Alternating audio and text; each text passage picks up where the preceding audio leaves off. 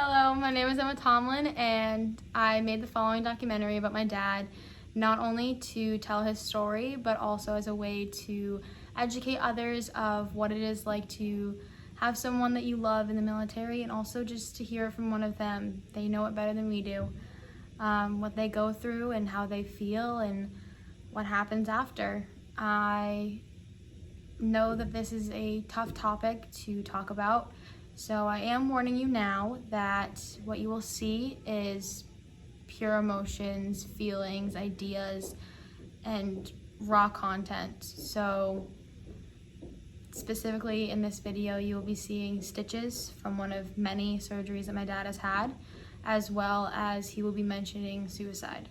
So I ask that if you are easily triggered by any one of those things, that you either look away or don't listen when they occur. And there will be trigger warnings embedded in the videos for you to know. But without further ado, here is the story of my father and my hero, Thomas Tomlin.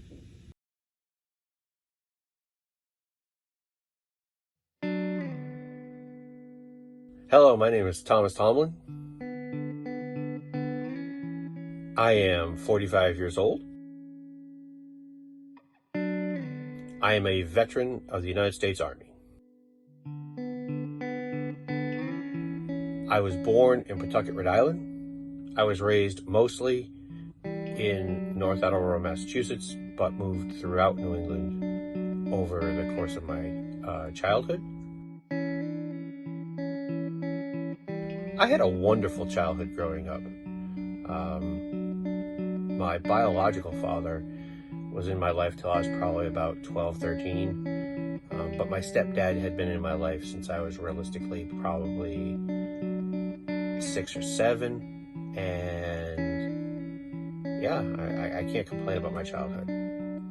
Spent a lot of time with my grandmother, God rest her soul, and spent a lot of time with my uncle doing man stuff, fixing cars, going hunting, going fishing, going camping, riding motorcycles as I got older, racing cars on tracks and whatnot. So yeah, I can't complain about my childhood. I'd have to say my biggest influence joining the military would be Uncle Bob. I didn't know much of what he did in the military, but I respected him for what he did, and I respected him for the people that he was always around, and I very much looked up to him. So I would have to say that was probably my biggest influence of going into the military. Now, like I said, I'm a veteran of the Army. Had you asked my biological father what branch he would have wanted, he would have told you that he'd wanted the Navy. I didn't want the Navy. I actually wanted the Marines, but that in itself is another story.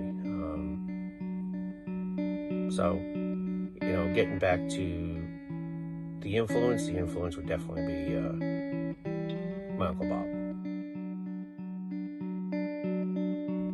Yes, I could say I wanted to go into the military from a fairly young age. That was always something that I thought about. Again, like I said, I looked up to Bob, and Bob was always in the military, always doing off on some trips or something like that. So yes, I definitely can say I always wanted to be in the military. Again, like I said, the Marines by the time I hit high school, but and life throws you a curveball, but yeah. I was 17 years old when I joined the military. Getting started in the military, that's kind of a tricky question. Understand, again, I was 17. I'd never left home on my own, and here I was in a man's world where I was being screamed at from the time I woke till the time I slept, and that sleep was very, very limited. And even then, somebody was probably screaming, and it was tough. It was a tough adjustment. But basic training, also known as boot camp, is, you know, where they break you down from everything you know to become a soldier that will follow and lead. And it typically takes 21 days. Some people a little longer, some people a little shorter. But I can say for me, it was exactly right around the 21-day mark where I had a whole different outlook on my life. I had a whole different sense of pride. And I made different decisions based on where I was and how I was mentally, physically, and even spiritually. The training that I have done is vast. I've done training for such things as vehicle repairs. As a diesel mechanic, it actually was my first, it's called MOS. It's your specialty job, military operation of specialty. And I've trained to work on helicopters. I came out as an electrical engineer on helicopters. And all sorts of, anything you can pretty much think of in between. Jumped out of helicopters, rappelled out of helicopters, jumped out of planes, rappelled down sides of mountains, buildings and walls. So training, I mean, you're always training. Once you're in the military, you're always training. I am proud to say that I was part of OIF and OEF. I did a total of 4 combat tours and 7 peacekeeping missions throughout my time. My last tour, which was part of OEF, Operation Enduring Freedom, that was to Afghanistan, and I also went to Kuwait and Iraq in that one. And I was all over Afghanistan, and that was in 2012 through 2013. I was retired medically in 2015. Military has affected my life both positively and negatively. Positively, because I am who I am today at 45, because of what I've learned, experienced, and seen and so on with the military. The only negative that I can honestly tell you is that I didn't get to spend enough time with my daughters. That's by far my one and only regret, and my biggest in life, is that the military took me away from spending time with my daughters.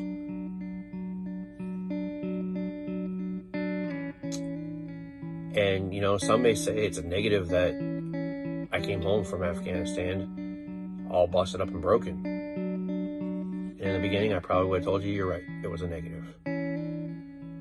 However, there's been positives out of it, so I can't really complain too badly.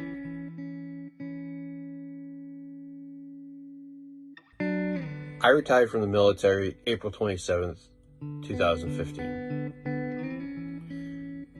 I took a retirement, what's called medical retirement.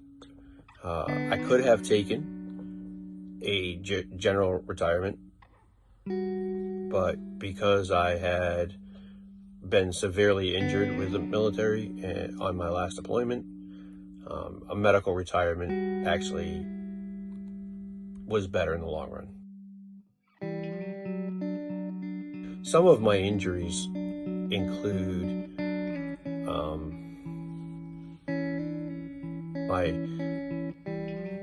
my skull being cracked and opened. I've got a plastic shoulder. Replaced the head of the socket and the ball in the shoulder. I've got cables in this arm here. I have cables in my chest from the ribs being cracked many times. I've got some metal plates in my hips. I have pins and screws and rods in my back. replace discs in my back. I have a rod in my right leg with some screws. I have pins and bolts in both my ankles. And at some point, my knees are going to need to be replaced. I think I mentioned everything.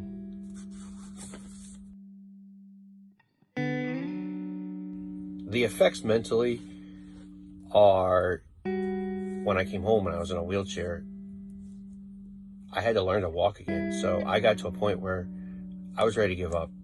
I didn't really want to go forward. I didn't feel that there was any need to go forward.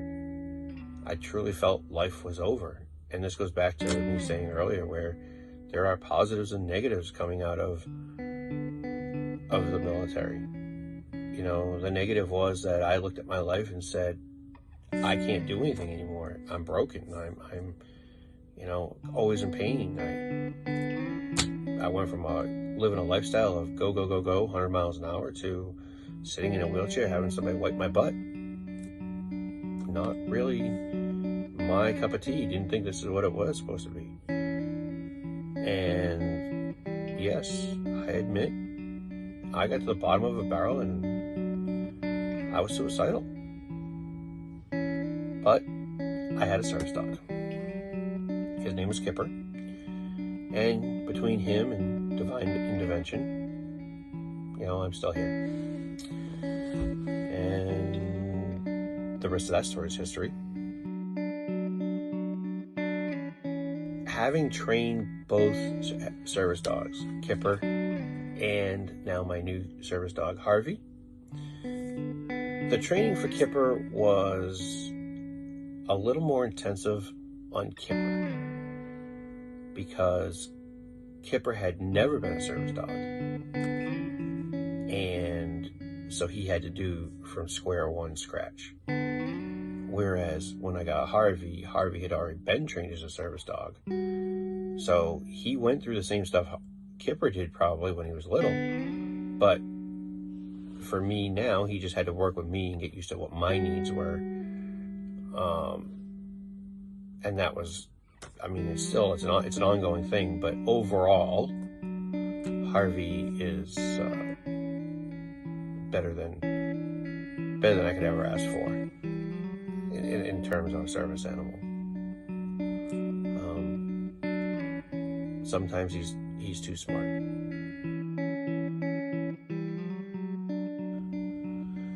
What surprises me the most about being back in civilization is the chaos. Life in the military is black or white. It's either right or wrong. You're either doing it or you're in trouble. That's pretty much military life. Whereas civilian life is chaos. Life is a rainbow. You can be everything and anything you want to be, and there's almost no answering to anyone, which creates chaos because no one has boundaries of what they have to, standards to be held to. The most difficult part of being out of the military at first was, like I said, feeling that my life was over, that there was nothing for me to do. Secondly was learning that I didn't have to wear the same uniform day in and day out. And luckily I had already known my last name, so I didn't have to read it on my shirt every day. But seriously, being out of the military,